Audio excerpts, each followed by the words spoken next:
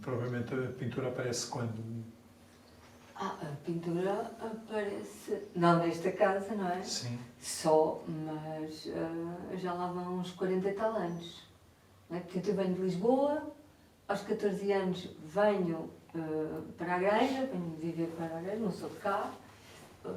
A minha relação com as artes é pouca, mas o meu gosto, na altura, já pela dança, por uma certa atividade performativa, pelo teatro, porque em Lisboa eu estava no Liceu Misto, o primeiro Liceu Misto que era o Dom Dinis, quando vim, né, fiz a transição para o Carolina Micaelis, tive excelentes professores de educação visual, então estava muito próxima das artes.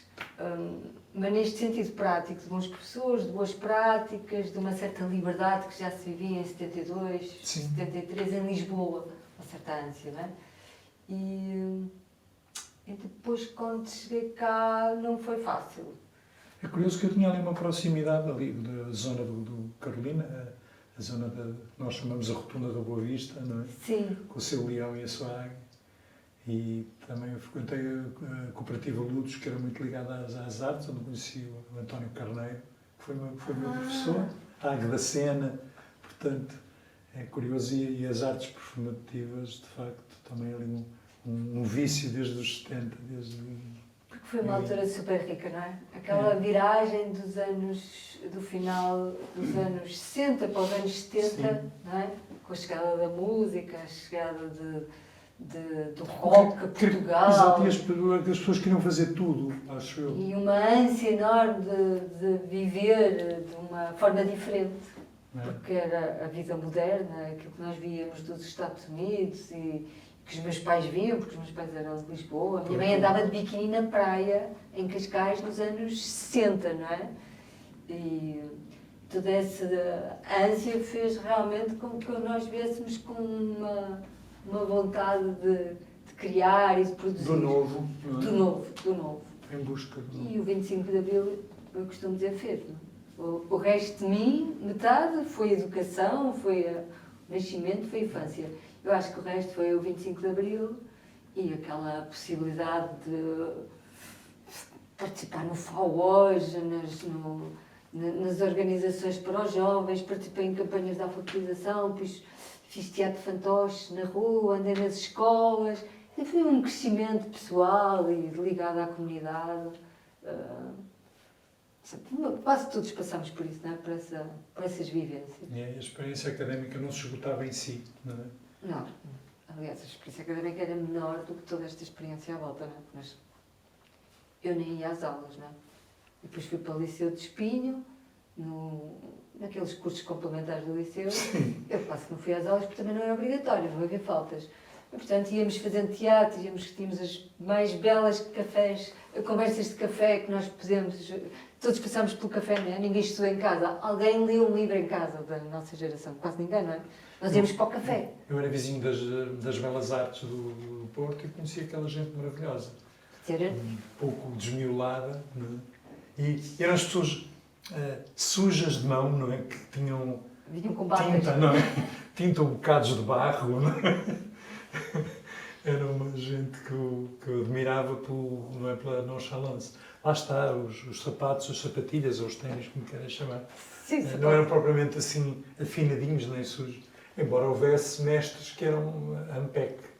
Sim, alguns, porque também as artes... Eu não frequentei as Belas Artes. Pois. Eu fui para a Faculdade Eu de frequentei Letras. a cantina. Eu também. E o café Belas Artes, o Wagon e o São Lázaro.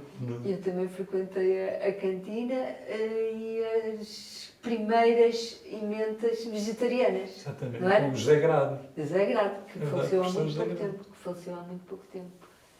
E portanto, o meu percurso foi mais pela filosofia, fui parar à Faculdade de Letras, onde eu conheço o Fernando Rocha como amigo e ao mesmo tempo um pouco companheiro. O Fernando Rocha está sempre omnipresente. Sim. Mesmo que ele não esteja, estamos sempre Ele a pensar nele. Eu estava sempre por perto, não é?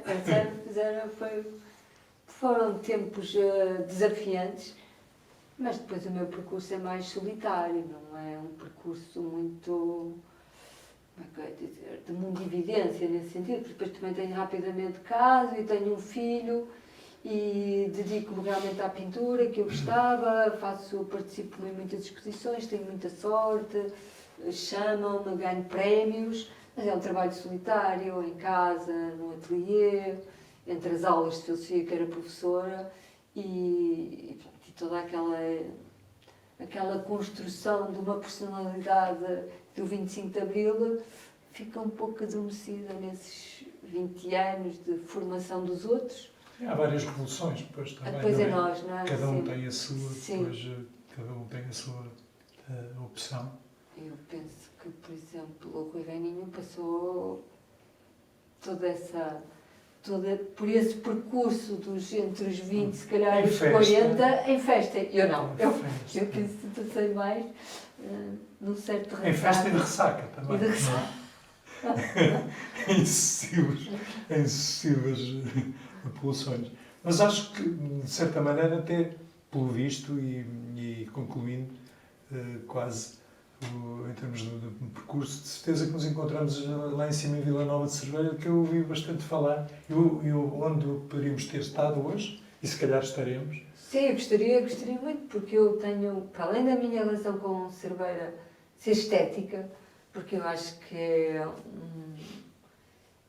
um lugar bonito. Sim. É subir à Quinta das Mineirinhas e ver a Foz do Rio Minho, é fantástico. ver a Foz do Rio Minho, ver a Caminha, ver a colina espanhola. E aquele alce que está ali em cima. Sim, do Zé Rodrigues. E para além da beleza natural, a Cerveira é realmente um lugar que nos proporcionou experiências artísticas. Fantástico. Nós aqui do Norte. Fiz lá alguns dos primeiros espetáculos que me permitiram. Na Bienal. Na Bienal, simultaneamente, e com gente ligada à pintura, que eu continuo a ter uma inveja imensa. Não é? Aquela atitude, O Artur Boal, se calhar dessa Artur Boal, nós fizemos uma performance com ele.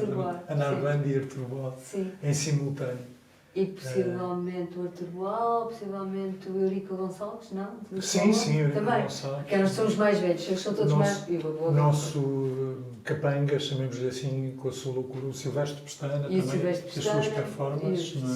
Sim. E a irmã também. E a irmã, e mais tarde, posteriormente, também quem ia sempre... O Silvestre Pestana que fumava os cigarros mais pequenos que eu alguma vez vi. Fumava os velhos Kentucky, mas até por razões económicas, cortava-os em 2 e 3, então fumava assim 4 cigarrinhos, talvez de 2, 3 centímetros, e era uma figura fantástica, aquela energia. Sim, ela é... Ainda exulta, ainda da última vez.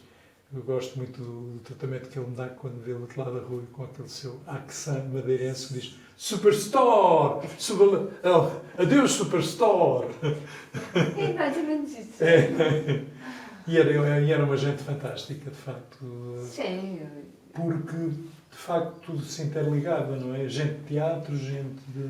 Sim, eram aqueles tempos em que estava tudo a começar. Que se podia fazer. Sim, e estava tudo muito junto. Hoje é mais difícil E o nosso povão, depois de onde vem nascer o Pimba, digamos assim, não sabia bem o que se passava ali à volta, não fazia uma ideia dos chás, das beladonas, não é?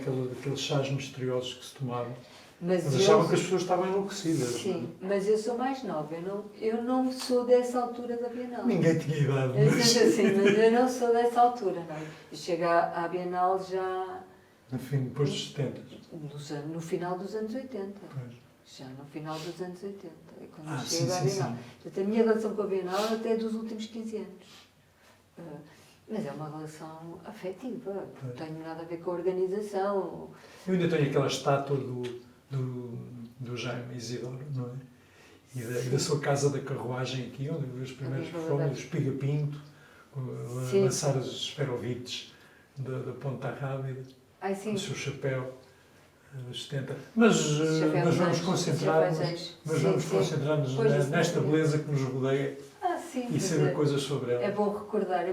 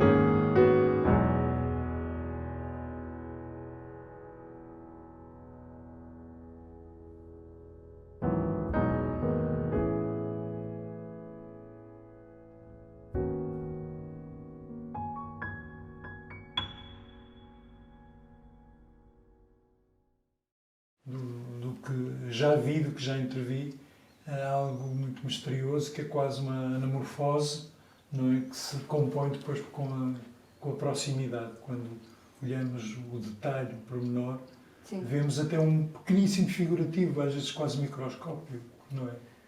Sim, e podemos até depois fazer algum percurso sobre algumas obras. Eu até trouxe aqui um catálogo, eu tinha aqui um livro, que é da última exposição que eu fiz na Galeria Cordeiros. Já terá mais de 20 anos essa exposição, são 20 e tal anos, e o catálogo foi todo orientado por mim, digamos, e é interessante porque se chama Ana Maria, depois é um espaço de sentido, um convidado no espaço.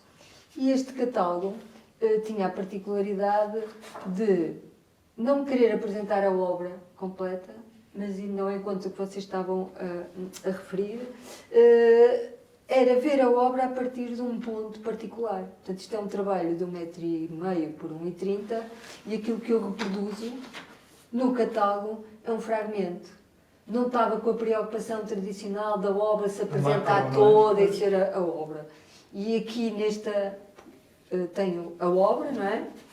Sim. São obras grandes, e depois encontrava um pequeno fragmento. E tentei sempre aliar ao meu trabalho uma certa pesquisa. Eu podia dizer que era filosófica, narrativa, não literária, porque isso seria um bocado ostentoso da minha parte, mas encontrar na relação da pintura, o movimento, na relação do ato de pintar, o movimento, a palavra, a escrita, como se nós fôssemos um todo. Se não é palavra, é quase como abrir um livro e fixar-se numa palavra. E ao mesmo tempo, o que eu pretendia era quase que cada trabalho fosse uma história e que essa história fosse como uma festa. E lembrei-me quando falámos da festa. E então eu imaginei que esta exposição era uma festa e que tinha convidados.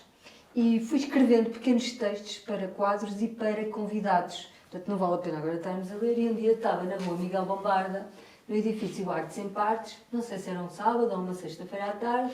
O Artes em Partes era um espaço sossegado que tinha alguns andares e em que nós entrávamos com alguma facilidade, subíamos até lá acima, tinha uns objetos de design, algumas coisas. Mas isto tem 25 anos. É muito tempo, porque a relação com as coisas de segunda mão mudou muito e o Artes em Partes era uma novidade.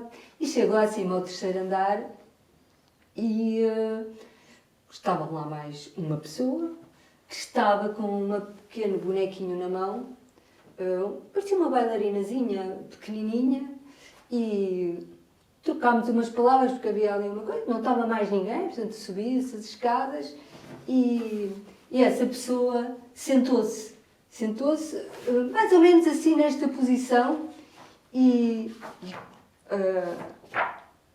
é este, exatamente. Não era aquilo, era este que tem aqui uma pequenina bailarina. O meu trabalho também tinha aqui a pequena bailarina e não vale a pena lermos a história toda, mas dizia assim, a última narrativa do último quadro, com este lado quase abstrato, quase ilusório, quase paisagem, quase cidade, em que há um ser vivo, que é uma pequena bailarina, por coincidência, não é? E o último texto que escrevi foi este. Quando a história do convidado acabou, ele estava na passagem, alto, muito alto, com o cabelo curtinho, quase cinzento, e uns olhos pequenininhos, quase cheios de azul, cheios de brilho. Quando respirava, o ar era luz. Abriu a porta e disse: "Vamos entrar." Já sentado, repousando as suas longas pernas, com as mãos à volta da pequena bailarina, olhava fixamente para uns olhos que lhe disseram adeus. E isto foi um feliz encontro que nós tivemos.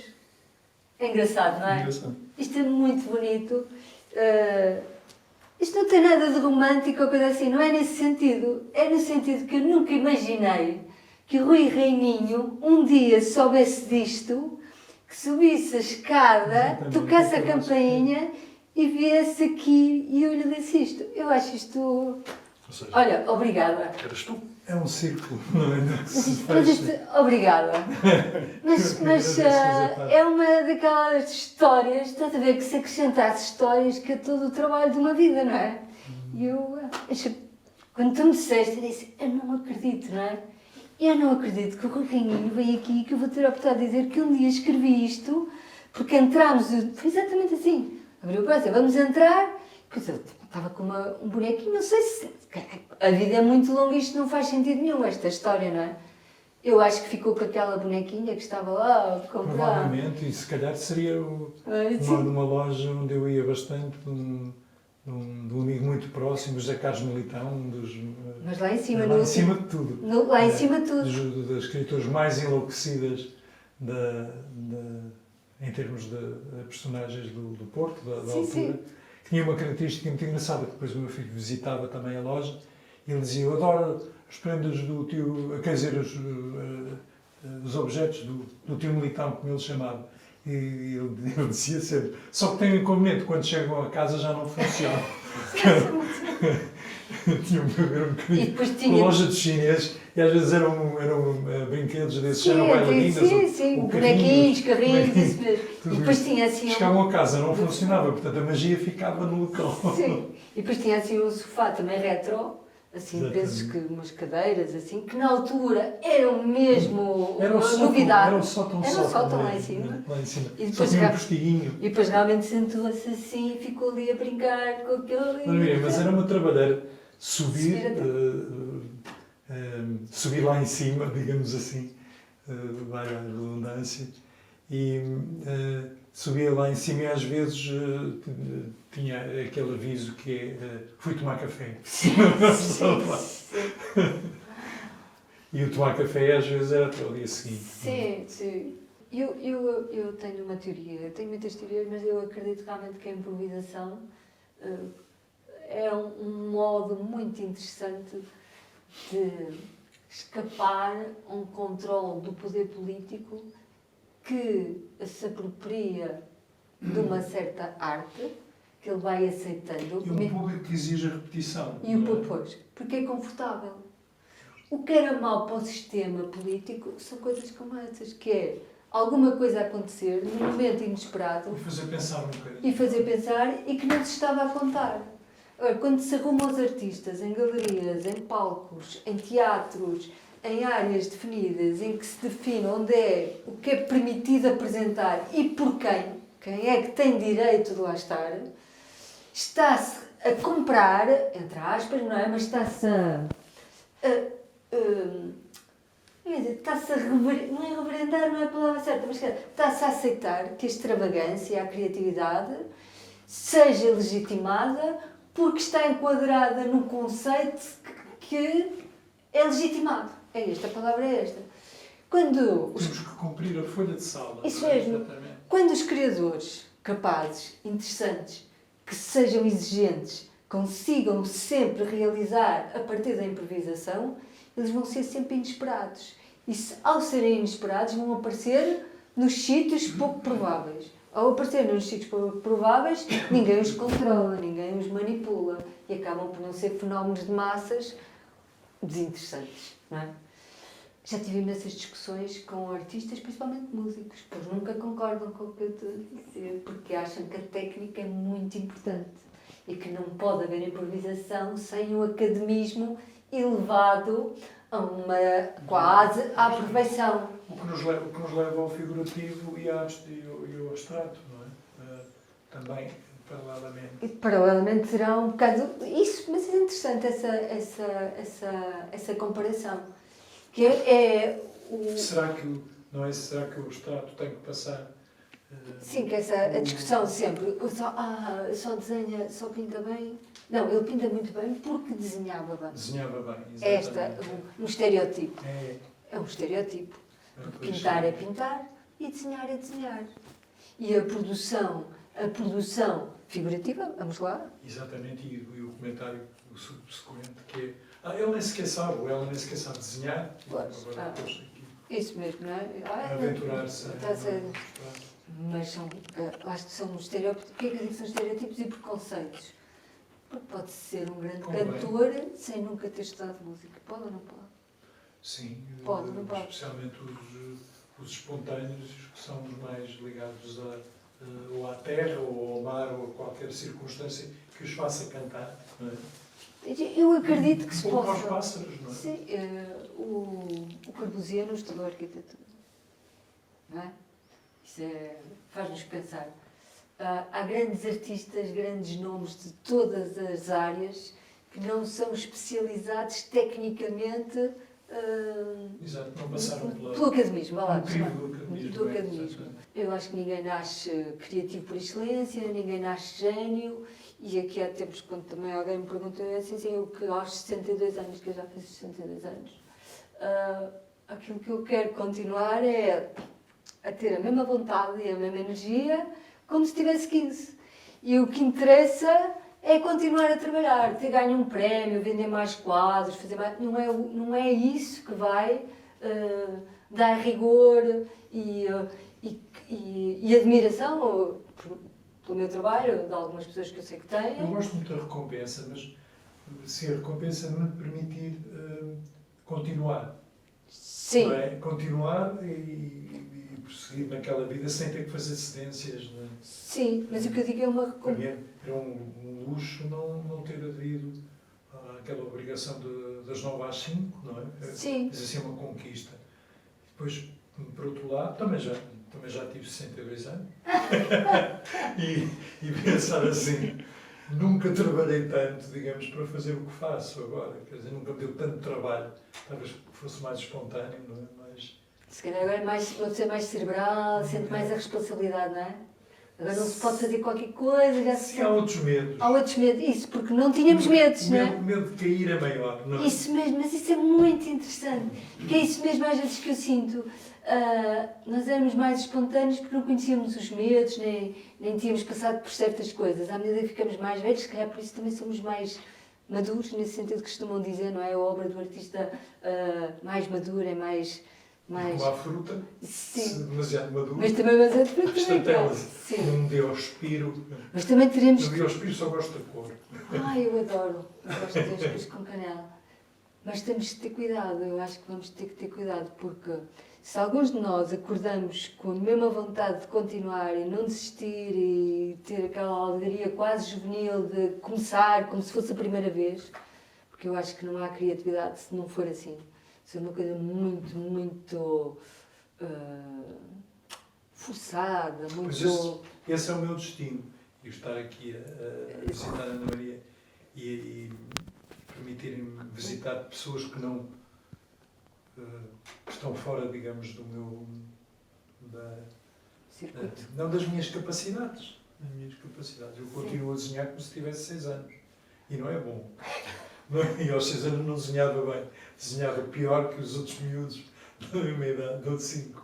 Quer dizer, pior no sentido em que não conseguia exprimir, não é? Não conseguia fazer as casinhas. Mas também não me interessava muito com o fumo e tal. Eu gostava muito de explosões. Desenhar explosões. A obsessão é que faz o artista. Que não é genialidade, mas é a obsessão. É estar obcecado com alguma coisa e viver essa obsessão como se fosse a primeira vez, não é? E pintar não é a opção ponto por ponto. Quer dizer, cada decisão, cada traço, cada intensidade, cada cor, cada escolha é muito cansativo também. É horrível. É muito cansativo. A coisa que mais me custa ouvir... Às vezes não devia dizer isto, mas vou dizer, mas me vem a pessoa assim, isso é tão bom, é tão relaxante, pintar, vais ter que fazer tão bem. Pensei, não é nada disso, não é? Isto é super desgastante, estamos sempre a pôr-nos à prova. Durante anos vivíamos com a angústia, ou pelo menos eu vivia com a angústia, se calhar não vou conseguir fazer mais nada interessante. Se calhar nunca mais vou ganhar nenhum prémio, se calhar nunca mais ninguém vai comprar um quadro. E aí eu concordo, é bom vender, aquela ideia, não é? Para podermos libertar-nos. Eu não tenho quase nada cá em casa, porque não trabalho muito depressa, porque estes trabalhos são muito lentos, e depois porque gosto de que se me vendem a maneira de eu poder continuar a mostrar. Em que momento é que se mostra? Isso é a minha dúvida. Isso é muito interessante. Isso é uma pergunta muito boa essa pergunta, porque é uma questão que se põe. Porquê que agora está pronto e ontem não estava, não é? Sim, é. Isso é muito bom, isso é muito bom. Isso deve acontecer também com a música, não é? Sim. O que é que mudou de ontem para hoje? Evitar há ali técnicas e há comportamentos que é evitar ao máximo que as pessoas ouçam, porque no campo da música, que eu estou mais ligado, não há nada pior do que ir dizer a uma pessoa isto não é bem assim, isto depois ainda vai ser misturado e não sei o quê. E eu creio que não se deve fazer isso, não é? Em certa altura, dizer assim, isto vai ser outra coisa, não é? Depois de se meter o piano, não é? E depois das vozes é que isto vai soar, não sei o quê. Ou depois de estar misturado, masterizado.